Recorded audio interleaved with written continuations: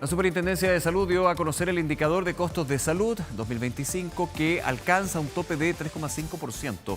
Este es el porcentaje máximo de alza que las ISAPRES, las aseguradoras de salud privada, podrán informar a sus afiliados en el marco del proceso de adecuación precio base 2026.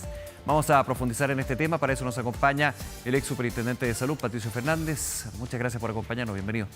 Muchas gracias, Nicolás, por la invitación. A ver, este es el tope. ¿Cómo ha ido esto?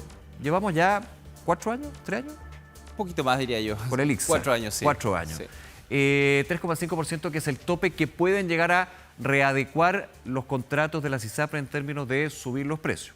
Sí. Bueno, acá hay que aclarar quizá algunos conceptos, porque las personas piensan que les van a incrementar en un 3,5% el plan completo. Tope, acá tope. Hay que señalar que es el tope, por un lado, y en segundo lugar, que es el precio base. Ya recordemos que lo que pagan las personas se calcula multiplicando el precio base por el factor de la tabla, y además las personas están pagando otras cosas, como por ejemplo el GES, que se reajustó hace poco, porque entró en vigencia un decreto recientemente, y también se está pagando por muchos una prima extraordinaria, que es aquella que se estableció por la ley corta para que las ISAPRES pudiesen tener un equilibrio financiero a partir de los fallos de la Corte Suprema. Es decir, la parte del precio base es la que en estos momentos estaría siendo afectada por esta nueva alza. ¿Cómo se llega a definir este precio tope del precio base o alza que puede llegar el precio base a 3,5%?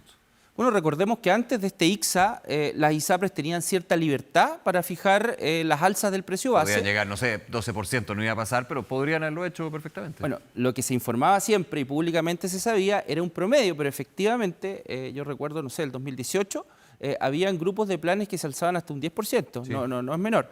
Bueno, dicho eso, se aprobó finalmente un indicador que es construido por la Superintendencia de Salud, es validado por el INE, por el Instituto Nacional de Estadística, es un trabajo que se hace durante todo el año y finalmente lo que recoge es la variación real de los costos de las prestaciones entre un año y otro y también el gasto en licencias médicas entre un año y otro.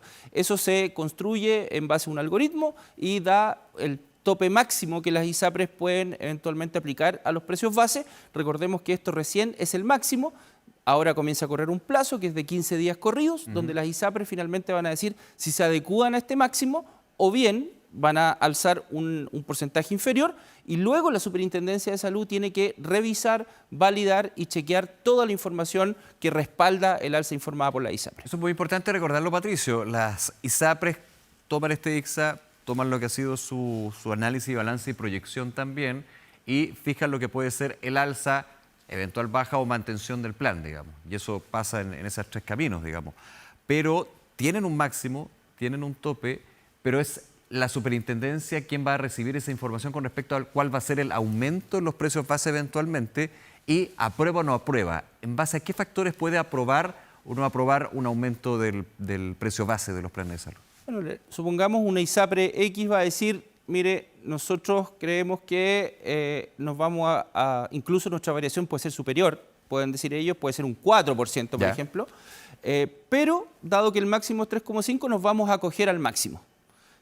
Acá están todos los antecedentes, todos los archivos que acreditan esa variación. Esos son archivos que dan cuenta de los precios, básicamente. Perdóname, ¿pero el tope es la obligación o es la referencia que, es decir, un ISAPRE puede llegar y decir, ¿sabe qué? Yo por ABC de motivo tengo que llegar a 4 y si justifica, la superintendencia diría, ¿en su caso se justifica ir por sobre lo que es el ICSA? No, en ningún caso. Es el tope máximo. Perfecto. Incluso podría decir que es menos alguna ISAPRE.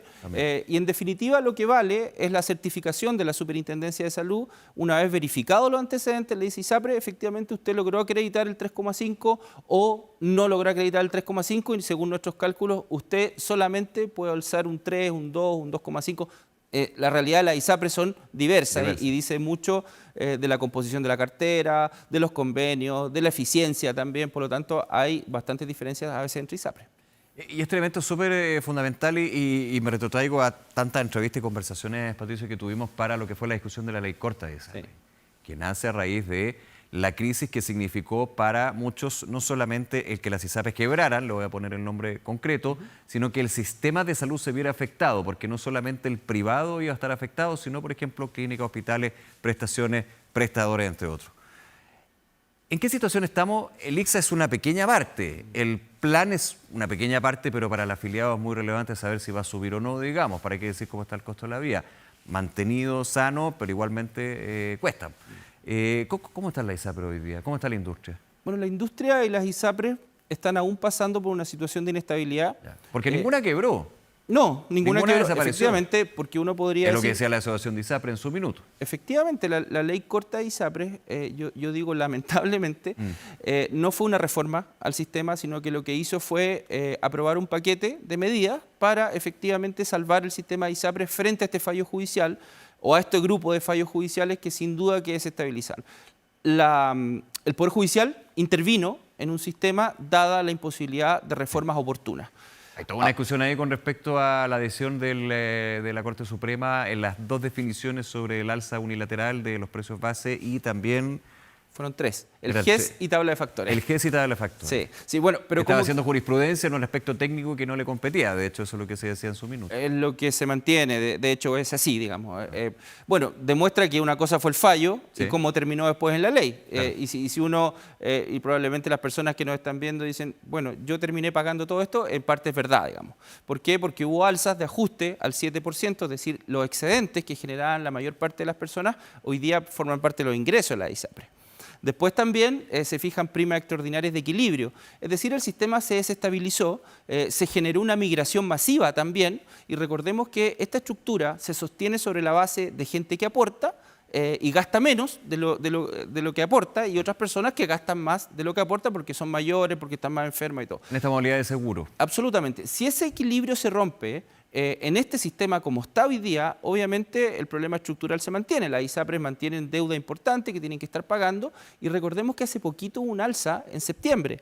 Este mismo ICSA, que dicho sea de paso, las personas van a comenzar a pagar en junio del 2026, hay que aclarar que hay un error ahí en el decreto publicado en el Diario Oficial. ¿Ya? Porque dice septiembre, eso fue el año anterior. Ya. Lo tienen que corregir, me imagino, pero la verdad Recordamos que los meses se cambiaron por la ley corta de ISAPRES para que los recursos llegaran distintos. Entonces estamos teniendo alzas recientes. En septiembre, después tuvimos otra alza a fin de año por el GES. La cuenta de la luz. Y ahora vamos en esta alza acá. Bueno, insisto, yo no sé cuál será la postura, obviamente, de la nueva administración, del nuevo gobierno, pero algo hay que hacer con esta estructura que se mantiene muy débil, digamos, desde ese punto de vista.